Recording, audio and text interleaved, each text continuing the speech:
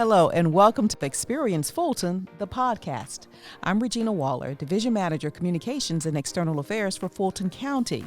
This podcast will not only provide you with information regarding the services and products that Fulton County has to offer, but we'll give you a close-up look into the department and the people who bring you those services.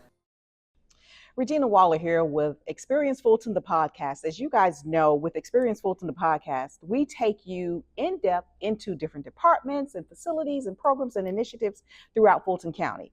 But on this episode, which I always call a very special episode, and this one is special as well, we are going to give you a close-up look with one of our partners, LifeLine Animal Project and the Fulton County Animal Services facility that is located in Southwest Atlanta on Fulton Industrial. So I'd like to start out by welcoming our guest here. We have Lauren Nimhart, who is the Intake Services Manager, and Allison Triplett, the Community Support Manager. And these two work together to assist when we have incoming pets, animals coming into this facility. So again, welcome and thank you all for joining us. Thank you. Excited to be here. So let's start out talking about your role here in animal services and with LifeLine. Can you talk to us a little bit about what you do? So as the intake services manager, I kind of oversee the flow of animals coming in over the counter. So whether that is animals coming in via animal control or, community members who find those animals and then bring them in, and then oversee their initial triage, vetting, and then their placement from intake onto the main shelter. Okay, and Mr. Our community support department's priority is to keep pets in the home with their owners whenever possible. So we connect pet owners with resources to do that. When that is not possible, we facilitate finding new homes for those pets and coordinate intakes to the shelter if that's the best option. I tell you, so I'm pretty sure that your days are packed and it's full. So when you're working with the incoming animals, we're not just talking about all the time dogs and cats. There are like other animals. Can you all kind of fill us in on what other animals you do see? Rabbits, sometimes we see chickens, goats. I've seen different reptiles and birds, so it can get pretty unique and various with the different species we'll see. Here in the animal services facility, 50,000 square feet, $40 million facility that we had a ribbon cutting to unveil back in, I think it was November of 2023, and they broke ground in 2021. Are you guys packed? Yeah, because you can house more than 360 dogs and cats, I believe, but when people do bring their pets in, what are some of the first things that you do when you talk to them about when they bring the pets in? Their personal pets? Or just in general, yes. So for strays, we do have the Friendly Finder program, and Take 48. So we try to kind of coach the finders as far as letting them know that animals are typically found not too far from home. So if you're interested in opening your home to fostering this pet through the stray hold, while we try and, locate an owner, we try to do that as the first thing, and then kind of triaging and getting as much information from the people who are bringing the animals in that we possibly can to make quick outcomes for them. And so that is the first option, is to make sure that we can find them their home again, or to find them a place to foster, which is, I think, is just so vital, as opposed to them just coming here and saying you just work, you get out there to make sure that you have somewhere for them to go. So, and with your role, Allison, can you talk to us about talking to the community about responsible pet ownership? Is that something that you guys do, chat with people about when they do bring in their personal pets, as you mentioned? Yes, we talk to pet owners about some of the vet resources that we have available throughout LifeLine.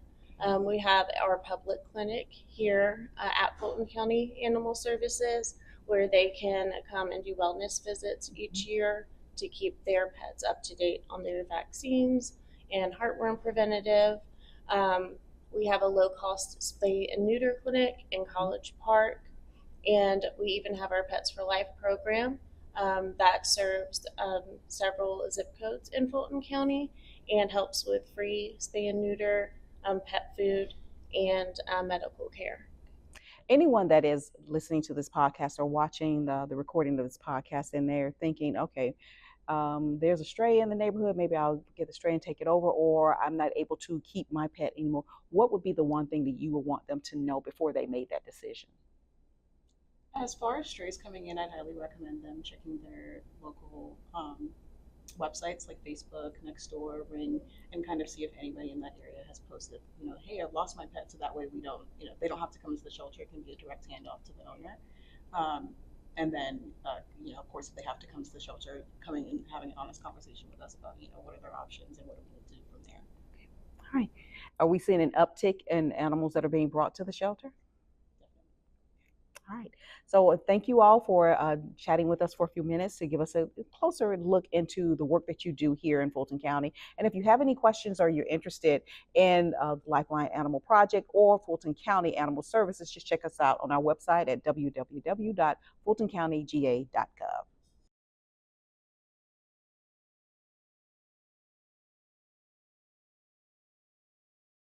Here talking with LifeLine Animal Project. It's one of Fulton County's partners through the Fulton County Animal Services. We have talked about some of the services that are provided and also the type of animals that we see coming into the facility. But when it comes to LifeLine, the goal is to basically make sure that every pet that comes across their doorstep ultimately has a home. So I want to join us here with us is Audrey Shoemaker, the director of LifeLine Animal Project, and also Lane Johnson, who is the Pathways Manager regarding the foster placements. So let's just jump right into that regarding the foster placements. There are different type of foster programs, right? Yeah, we actually have short-term and long-term programs. We have a pretty wide variety. You can foster animals for as short as just the day. You can come to the shelter, fill out a foster agreement, and take a dog for the day. Those are programs that are really great for promoting animals to get them new homes.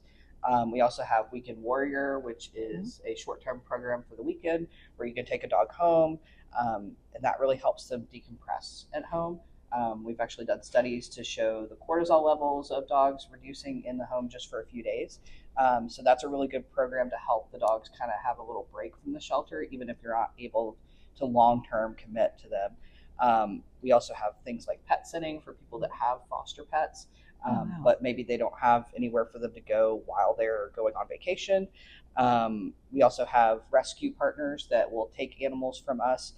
So sometimes they maybe just need a week or two out of the shelter to, recover from surgery before they can go to that rescue placement. For long-term fosters, we have general fostering, which is just basically trying to take a dog and give it a home or place to hang out until it finds its forever home. And we also have behavior fosters, which maybe some dogs are having behavioral issues because they're at the shelter.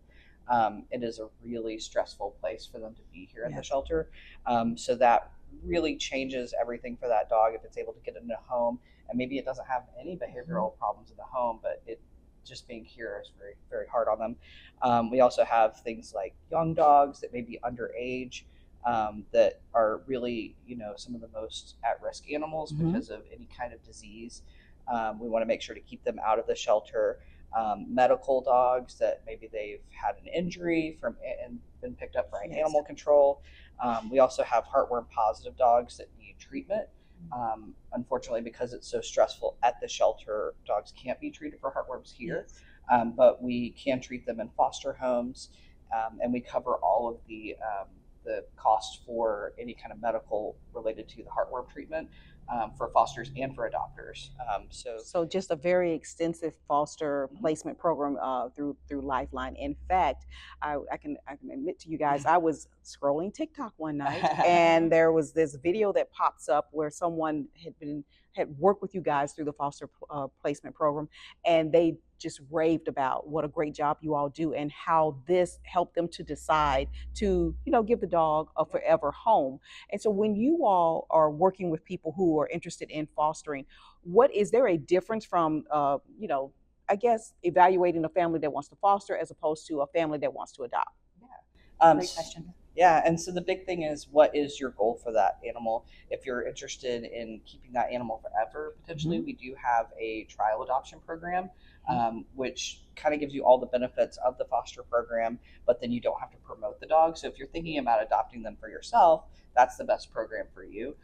Whereas the foster program or general fostering is more focused on finding them a different home. Okay, all right. And Audrey, we were talking about before we got started. We know that there's an uptick of people bringing the pets or animals to the shelter, and the foster placement is kind of helping with that. But is it the complete answer?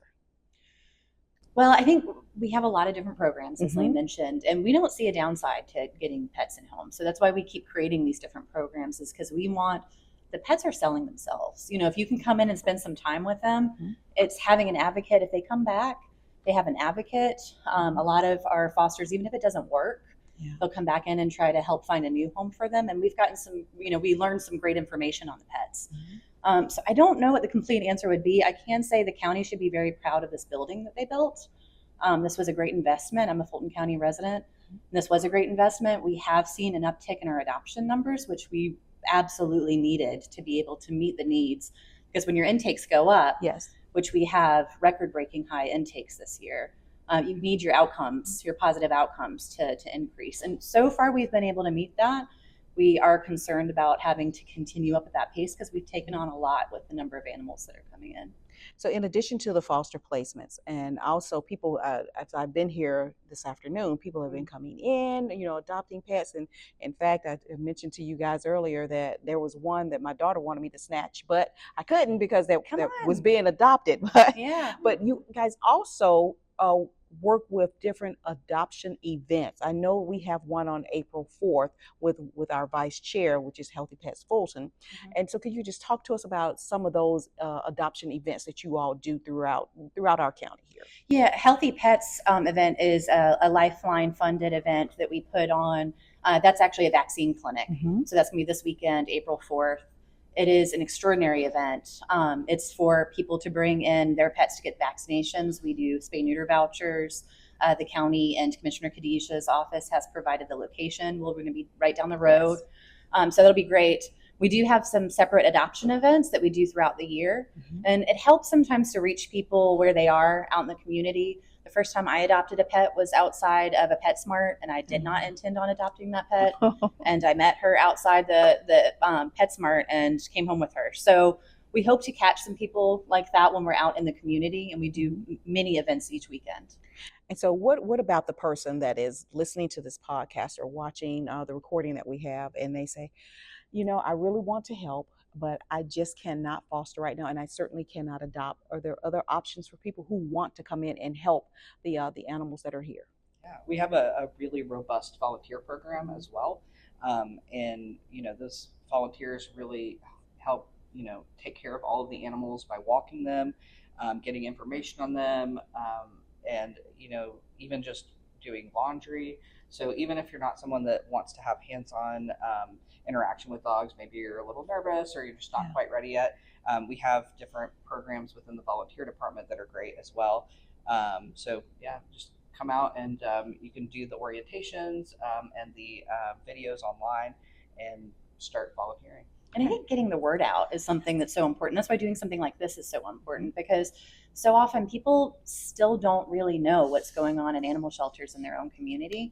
And when they're looking for a pet, we might not be their first choice. And the best way to get the word out is through neighbors and through community members that say, hey, there's great services. We have fee-waived adoption events all the time. We have low-cost adoptions. They're $85 to adopt an adult dog or to adopt a dog, $65 for a cat, or adopt them as a pair. Cats do very well as pairs. So you can adopt 2 for $65. But getting the word out and talking to people about getting a fully vaccinated pet that is ready to go home, you're saving a life when you come into an animal shelter. And that's what we're here to do. All right. So thank you both for taking a few minutes to speak with us. And just, let our audience know, if you're looking for that forever fur baby, come here.